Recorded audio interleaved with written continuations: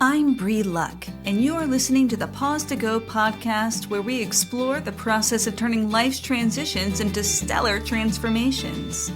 You can expect interviews with experts, straight talk with remarkable humans, and conversations about making the most of every phase of life. Because when we approach life's stickiest spots with curiosity, support, and a little bit of inspiration, anything is possible. So whether you're on your way to work or settling in with your favorite beverage, together we can pause to go. As a solopreneur, I really like the flexibility to work from pretty much anywhere, so I'm happy to head down to Code-Based Co-working, where I can enjoy the company of others while I tackle my to-do list. Also, they have a state-of-the-art, consumer-friendly podcasting studio that is frankly my home away from home. So head over to Code-Based Co-working, check it out, and when you do, tell them that Bree sent you. Hey, as we wrap up January, I thought it might be helpful to share one of the lessons from the rehearsal room, which is looking at the steps to building grit or perseverance from Angela Duckworth's book, Grit, the Power of Passion and Perseverance. So today's episode is actually a recording from a rehearsal room session, and I hope you enjoy it. If you are interested in joining the rehearsal room, stay tuned to the end of the episode, and I'll give you all the information about that program. Or you can just email me at bree@thelovelyunbecoming.com or check out the show notes. I decided that I really wanted to use today to look at a little bit of a lesson that I thought might help us as we are moving forward with creating our projects, working on something that's important to us, moving forward on whatever it is that we are really devoting ourselves to, whether that's a book or writing a talk or really working through a difficult problem or starting a new program in any way. And so I thought that I would turn to Angela Duckworth's book, Grit, the Power of Passion and Perseverance. And there are a lot of things about the book that are not perfect. I think that there is a real overemphasis on the importance of tenacity in reaching any kind of success, and an underemphasis on that sometimes it's not an equal playing field, right? That we are all coming with advantages and disadvantages. There are many different factors, and we need to consider those factors as we are moving forward. That said, I just wanted to really be sure that I acknowledge that before I submit wholeheartedly to the approach. But there are also a lot of really great advantages to cultivating grit or perseverance or tenacity.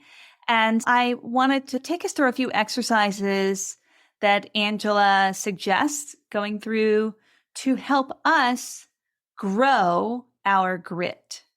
The first thing is to clarify our goals.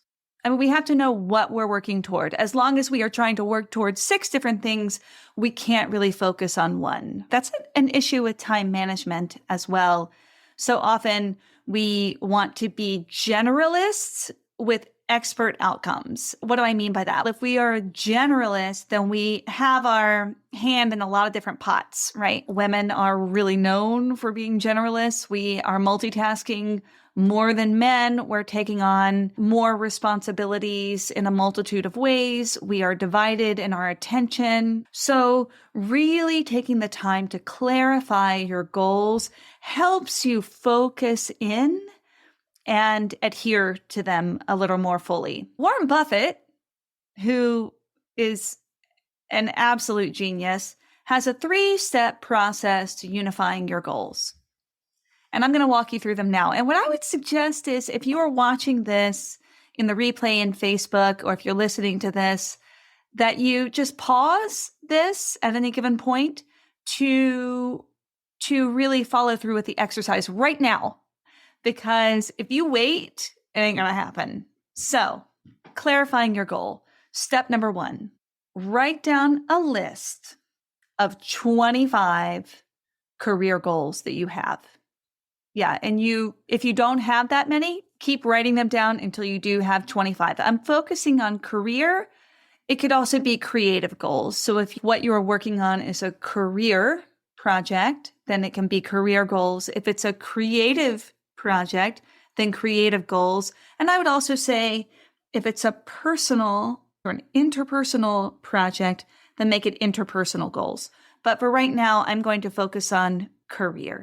So take a moment now, pause this video or sound, and write down your 25 career goals. And now you're back and you've written down your goals. And now what I'd like you to do is just take a moment to circle the 5 highest priority goals. And really take your time with this. Don't just blindly do it. I want you to really dig deep into your soul.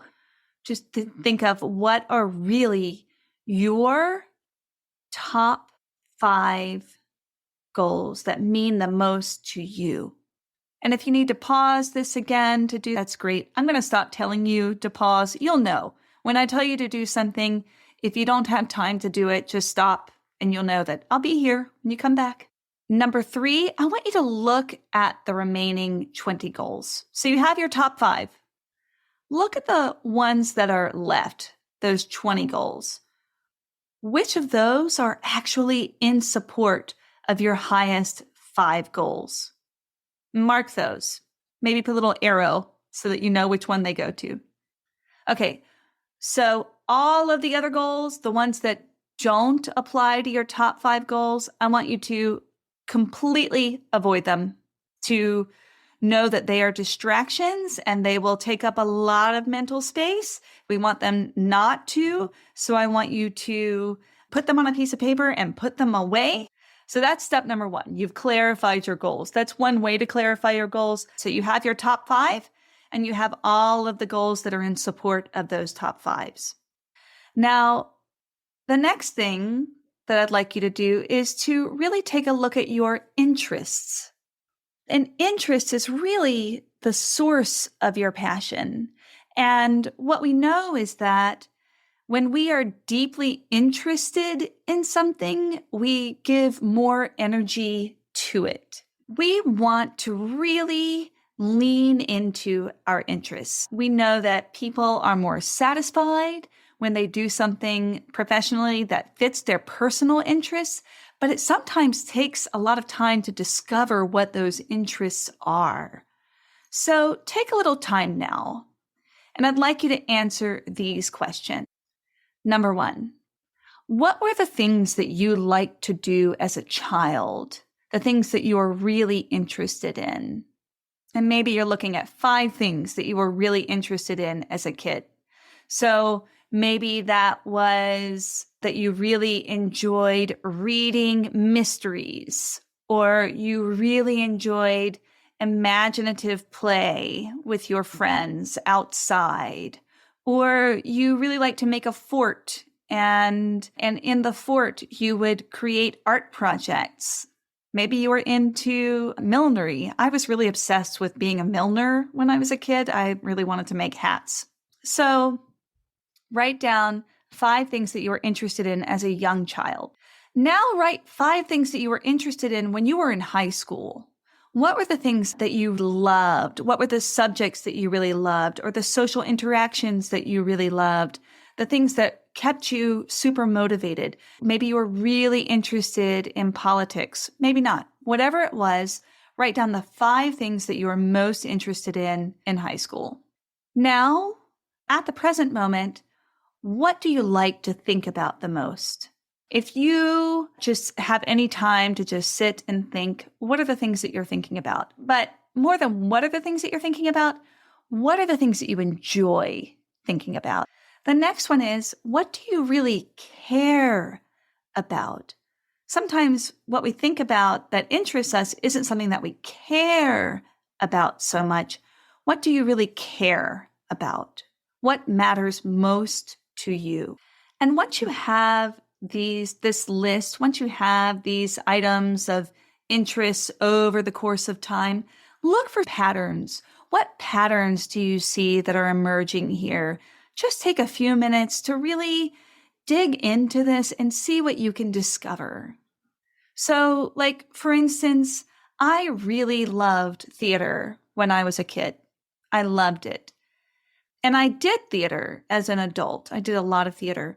But I realized that what I really loved about theater, the pattern that emerged over time, was that I really loved cultivating creative community, having a shared project where we came together. It had a beginning, a middle, and an end. We had a multitude of voices working together toward a common goal.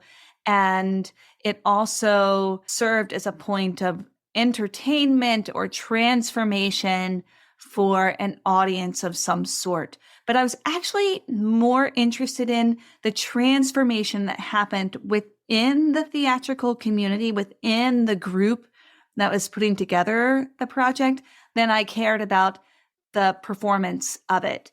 And recognizing that helped me to shape what went forward. So that's what I mean by a pattern. Let's look beyond the surface of the thing and get down below. What do you see? Great. And now looking at your goals and looking at your interests, what interplay do you see between those things? And just take a few moments to journal about that. Where are the points of interplay between your goals and your interests? Now, the third step in cultivating your grit is to practice deliberately. We know that people who have grit, who have perseverance, simply spend more time on tasks, a lot of time, and they really put their focus on it. So they practice deliberately.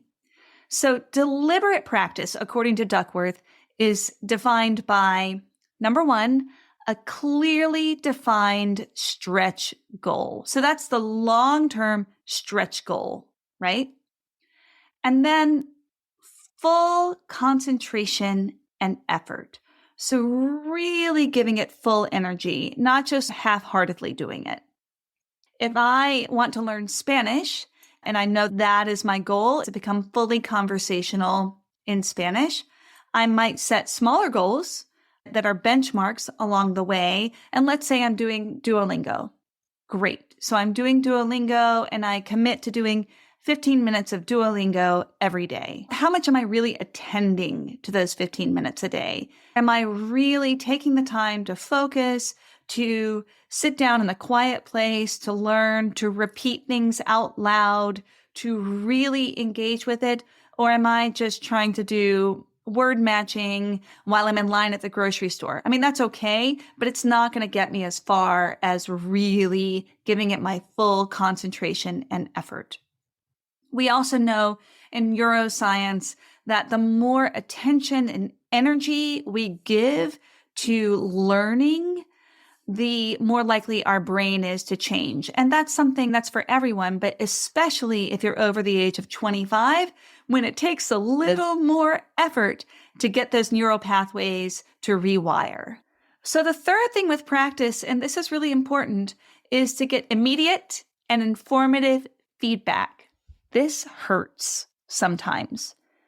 I don't know a single person who can honestly say to me that getting feedback doesn't bring up some feelings of discomfort.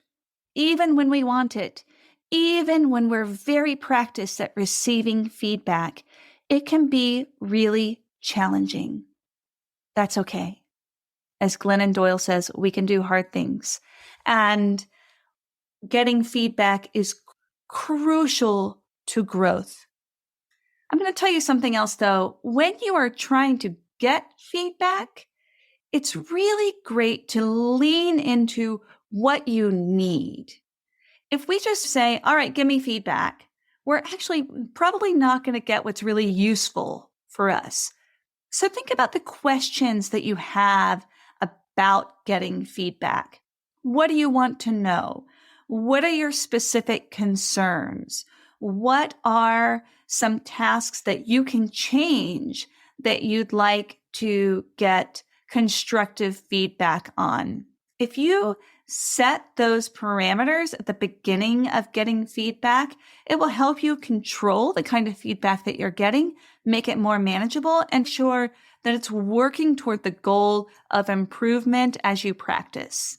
I can talk more about that in a future training. And the last part of practicing deliberately is simply repetition with reflection and refinement. So again, repetition using our full concentration and effort, right? Working towards a clearly defined goal with moments of reflection, that's getting feedback from external sources and internal sources, and refinement. That is taking the feedback, using discernment to figure out how to move forward with that feedback in mind, and refining your process along the way. That is practice. The next part of cultivating grit is to know your purpose. We've talked about interests. We've talked about the goal, but let's really look at purpose, because when the poop hits the fan and you've hit a wall with getting feedback, or you've hit a wall because you're not interested today, or something else is distracting you because life happens, right? Then knowing your purpose can be super helpful in keeping you on the track or getting you back on the track. So if you know that you're passionate about something, that's a good start. And whatever your passion is, I want you to think about how it connects to other people, how it connects to the bigger picture, how it's an expression of your deepest value.